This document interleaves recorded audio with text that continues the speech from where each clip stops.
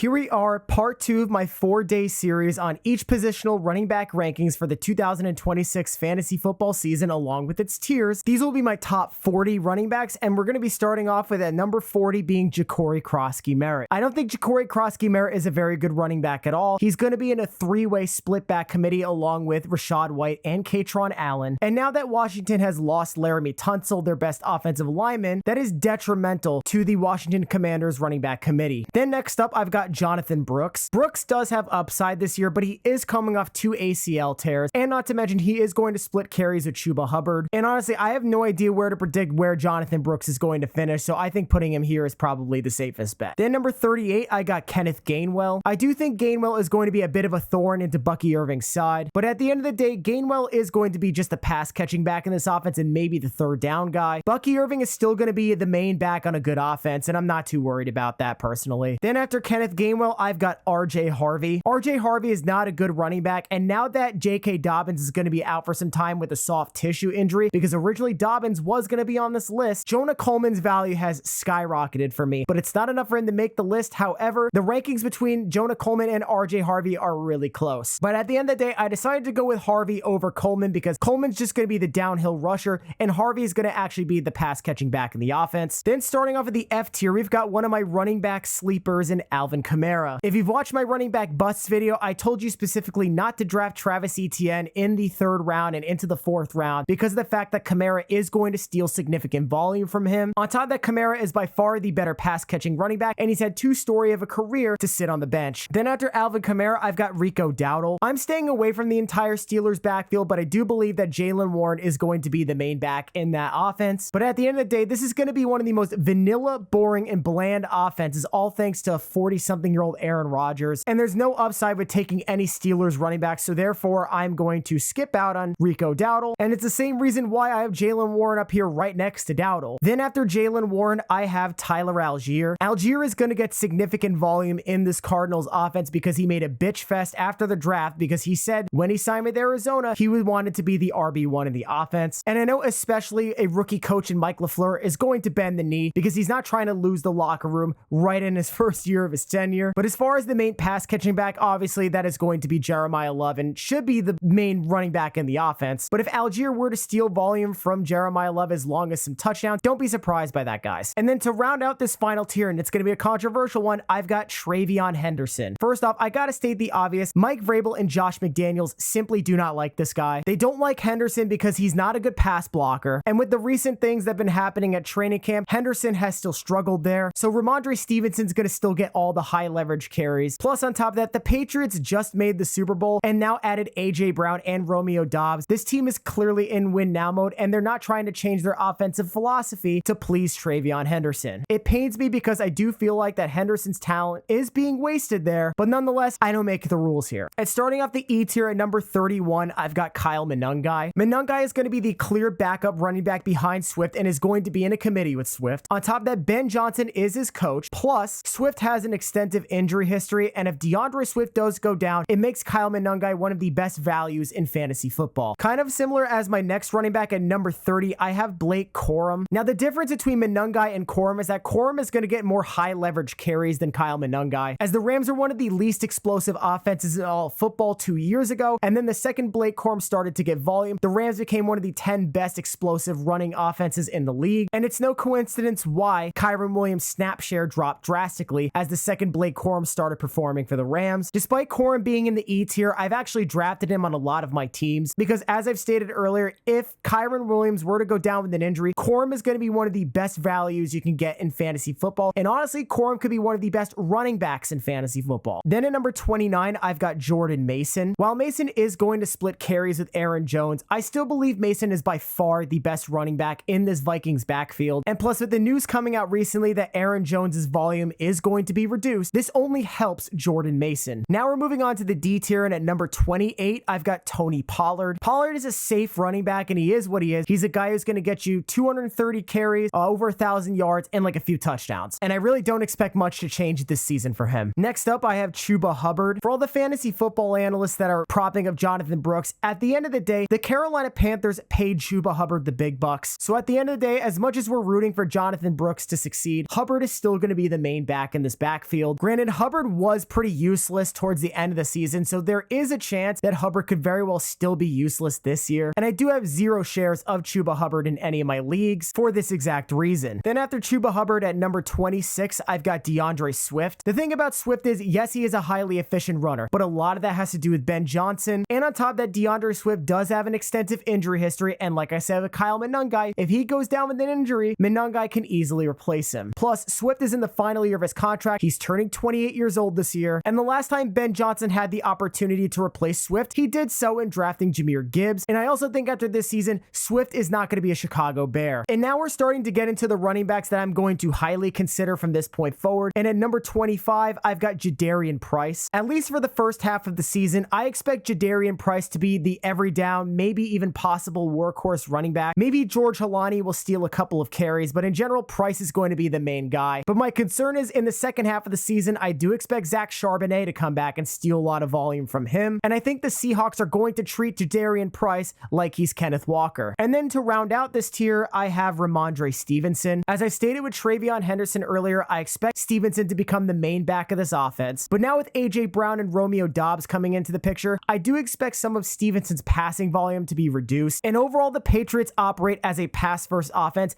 I'm expecting Drake May to sling the football this year. And in so, I just don't think Ramondre Stevenson is going to be reliable week in and week out as a fantasy starter. Okay, and now onto the C tier. These are running backs that I'm comfortable with at least starting as a flex. And now we're going to start off this tier with Travis Etienne. Preferably as of a value purchase, I'd rather have Kamara. But at the end of the day, if Etienne were to fall to you in the 5th round or into the early 6th, I don't mind you grabbing him. Etienne is still going to be the main back of this offense. He's got a good offensive coach in Kellen Moore. He might not be as good as Liam Cohen, but he's still a good coach. And on top of that, I do expect Etienne to get the main rushing volume in this offense. I'm expecting somewhere near a 60-40 split with Alvin Kamara, and I think Etienne is going to get the majority of the goal line work. So it won't make Etienne totally fantasy irrelevant, but I'm also just not that comfortable taking Etienne at his price. And for similar reasons, at number 22, I've got Bucky Irving. Now, Kenneth Gainwell, as I've stated earlier, is going to be a thorn in Irving's side, but Irving's in a good offensive situation. He's got a good offensive line. He's got Baker Mayfield as his quarterback, and Baker Mayfield, pound for pound, is a better running back to me than Travis Etienne. I mean, the guy did average near 5 yards a carry one season. It might have been because of Liam Cohen, but if you remember, Etienne still only averaged 4.3 yards per carry under Cohen, and the only reason why Bucky Irving sucked last year was because he had a hack of an offensive coordinator and he injured his shoulder. With him now fully healthy last year,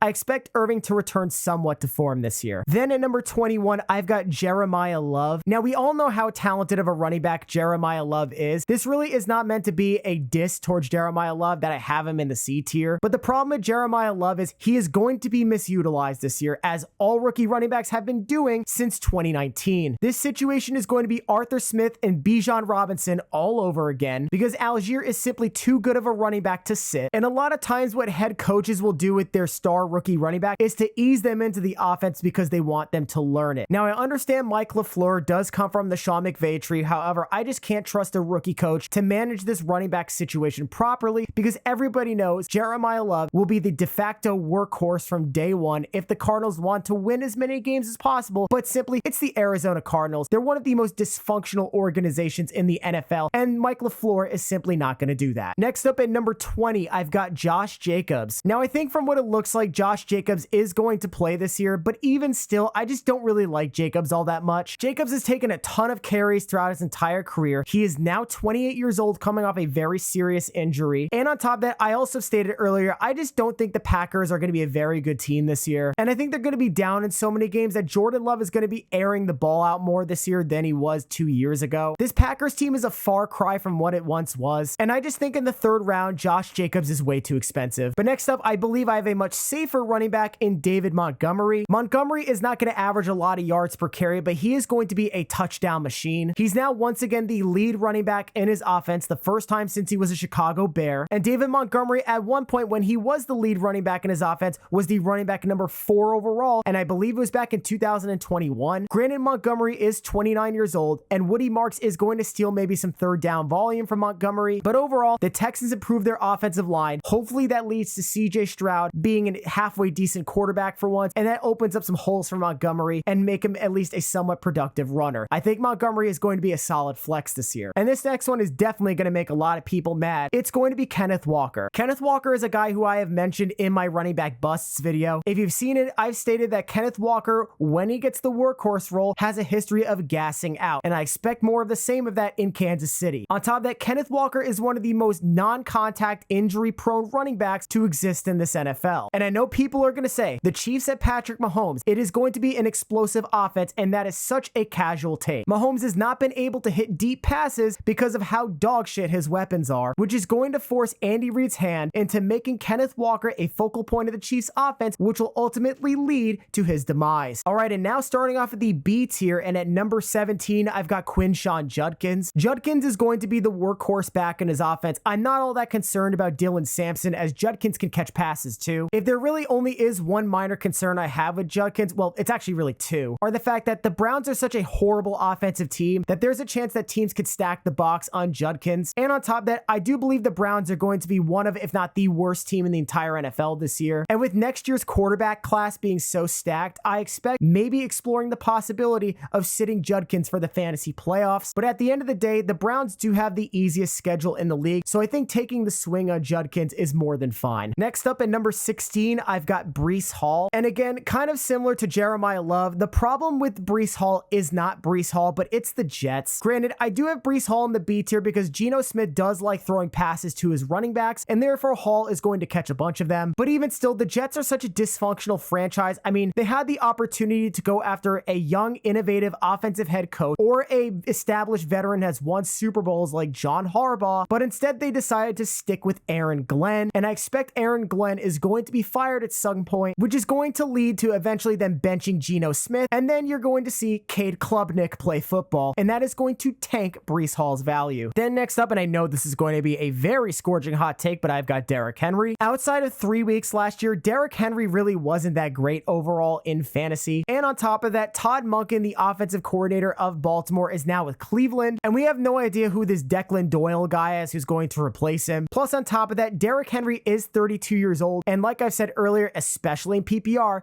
I'd rather be a year too early on Henry than a year too late. Then next up at number 14, I have my biggest running back sleeper this year in Bashal Tutin. I did see the reports that came out of the Jaguars training camp that Liam Cohen sequenced Tutin out on the first drive, Rodriguez out in the red zone and on the second drive, and LaQuint Allen on third downs. And while I do think there is going to be a committee in Jacksonville, at the end of the day, Liam Cohen has had successful offenses ran and running backs that have done great in fantasy before with running back committees. On top of that, as the season progresses, I do believe Liam Cohen is going to shift that identity and he's going to go with the best talent, and I believe Tutin is by far the best talent in the Jaguars backfield. Not to mention, Tutin is the pass catching back in the Jaguars offense, something LaQuint Allen and Chris Rodriguez are not, and I believe that Bashal Tutin can be this year's Chase Brown. Yes, I said that. Then after Tutin as my running back number 13, I've got Kyren Williams. Kyren will be in a committee this year, but at the end of the day, as long as Sean McVay is your head coach, Kyren Williams will be just fine in fantasy. I don't think he's going to be a top 10 fantasy running back this year, but at the end of the day, I still wouldn't take him in the third round. I think that's a bit too expensive for my liking. Then my running back number 12 is CMC, aka Christian McCaffrey. Now guys, at the 105, please do not take Christian McCaffrey. He led the NFL in carries last year and in touches, and if I counted correctly throughout the combined regular season and the playoffs, CMC probably had near 500 touches last year. On top of that, CMC averaged under 4 yards per carry during that process, and the only reason why CMC was the RB1 on the year was the fact that he had over 20 touchdowns and he had 102 receptions. And with the 49ers now adding in Mike Evans, Deshaun Stribling, and recently Deebo Samuel, a lot of that passing volume isn't going to go Christian McCaffrey's way. And plus, you always have to worry about injuries with Christian McCaffrey. And then to round out this tier, I've got Javonte Williams. In the third round, Javonte is easily the safest running back you can pick. Javonte Williams was the RB12 last year. He's a solid RB2 for you, and I think he's going to place nearly identical to where he finished last season. All right, now we're on to the A tier, and this tier is where I consider the elite running backs are going to be. And my running back number 10 overall is going to be Cam Skattebo. Cam Skattebo is one of my most drafted players, especially in the third round. Last year on the Giants, he was the clear-cut workhorse running back, and I expect under John Harbaugh, that is going to be the same. Plus, Skattebo at his size is one of the best pass-catching backs in the entire league, so even if John Harbaugh wants to run a committee with Tyrone Tracy, Skattebo is going to be the goal line back at the end of the day. And I know a lot of fantasy analysts are scared about the way way Cam Skattebo plays. But the reason how Cam Skattebo got injured wasn't from his reckless play style. It was an uncalled pass interference on a hip drop tackle, and that's how he twisted his ankle in a 180-degree direction. Cam Skattebo is built like a 5'9" linebacker who wants to fight for every inch on the football field. And in fantasy football especially, that is guys who you want on your team. Especially people forget that Cam Skattebo absolutely lifted Zach Bond off the field and threw him to the sideline just using his body. I doubt that Cam Skattebo is going to get injured, and I am not concerned about him because the upside is simply too high with Skattebo. Then my running back 9 is going to be Devon Achane. Yes, Achane did move up one spot from my running back busts video, but I don't like Devon Achane's ADP at the moment. However, if you're drafting him in the middle of the second round, I don't mind that at all. But the problem with Achane is his situation is entirely changed. Mike McDaniel's gone. Tua's now gone. He goes to Jeff Hafley, who I've stated many times before that I do not believe in, and Malik Willis is his quarterback. Malik Willis is a rushing quarterback, and on top of that, isn't known for checking down to his running backs. So I do expect Achane's volume to drop this year. Plus, on top of that, Miami's weapons in the passing game are so bad, I could see the box being stacked on Devon Achane a ton, leading to his efficiency dropping. And speaking of efficiency being dropped, my running back 8 is Jonathan Taylor. And again, with Taylor, similar to Achane, I think he's going too high at the 107. Jonathan Taylor practically had a picture-perfect situation last year, which led to him getting a ton of volume and a ton of production out of fantasy early on in the season. But then once Daniel Jones went down, Taylor's production fell off a cliff. And on top of that, Taylor also gassed himself out because Shane Steichen ran him into the ground early into the season. Plus, Taylor also has had an extensive injury history, so you cannot rule out the possibility of that. And with the Colts offense getting significantly worse, plus Alec Pierce looking like he's going to miss a long time, teams are going to stack the box on the Colts more, and that is not good for Jonathan Taylor as he is very reliant on his situation being perfect around him. I understand he's a great running back, but this is just what the evidence shows me. Then my running back 7 overall, I've got Ashton Jeanty, and unlike Taylor's situation, Jeanty's situation got infinitely better. Clint Kubiak replaced Pete Carroll, a fantastic hire by the Raiders, I must say. And on top of that, the Raiders' offensive line got infinitely better, signing star center Tyler Linderbaum. So Jeanty is not going to have negative yards per contact like he did last season. Plus, on top of that, Jeanty is one of the more premier pass-catching backs in the league, and I expect Jeanty to make a huge second-year leap. And honestly, Jeanty does have a top 5 ceiling, hence why I've been drafting him in a lot of my leagues. At number 6, I've got Saquon Barkley. Now, I believe Saquon Barkley is a far cry from the 2,000-yard season guy he once was, but last year, practically everything went wrong for Saquon. He had a bad offensive coordinator, and on top of that, his entire offensive line was dealing with injuries. Now, granted, the Eagles did lose A.J. Brown, and I expect that to hinder the Eagles' offense a little bit, but at the same time, that's just going to open more passing volume towards Saquon Barkley, and I think Sean Mannion pretty much has no choice but to emphasize Saquon in the passing game, so I'm expecting Saquon Barkley to return to a halfway point of the 2,000-yard guy he once was and the terrible year that he had last year, so running back 6 is perfectly fine for where I'm placing him. Then next up, my running back number 5 is Chase Brown. Now, Chase Brown was the running back 7 last year despite being grossly misutilized in the first half of the season, because I think Chase Brown is the closest thing we've had to Austin Eckler. And as long as Joe Burrow has been healthy, Chase Brown has proven to put up elite fantasy numbers, especially in PPR. I think if I remember correctly, from when Burrow came back, Brown was the RB number 2 overall in fantasy, averaging near like 23 points per game. That is ridiculous. Chase Brown, in my opinion, is the most underrated running back in the entire NFL, and especially for where his ADP is going, he should be a must draft on all your teams. Then to round out this tier, my RB number 4 overall is going to be Omarion Hampton. Hampton's situation is infinitely better than last year. Greg Roman is now gone, and he's replaced with Mike McDaniel. And on top of that, having Justin Herbert as a quarterback is going to be a great distraction for him. Plus, on top of that, his 2-star tackles in Rashawn Slater and Joe are also coming back. And I expect the Chargers offense to be one of the most dynamic offenses in the entire NFL, assuming that they don't get the Chargers curse. And yes, while Mike McDaniel did say coming out that Keaton Mitchell is going to be used in the offense, I am not that concerned about Mitchell at all. Mitchell at the most will get like 2 to 5 carries a game. Hampton is going to be the workhorse running back in this offense, and he's going to be the main goal line guy. Plus, in Mike McDaniel's track record with Devon Achane, you know Omarion Hampton is going to catch a ton of passes this year. So there is only upside for Omarion Hampton. Okay, guys, and now we are on to the S tier and into my top 3 running backs. And my number 3 overall running back this year is going to be James Cook. Cook was the rushing leader last year, and with the Bills adding in DJ Moore, I expect more of the same for James Cook this year. Plus, on top of that, the Bills actually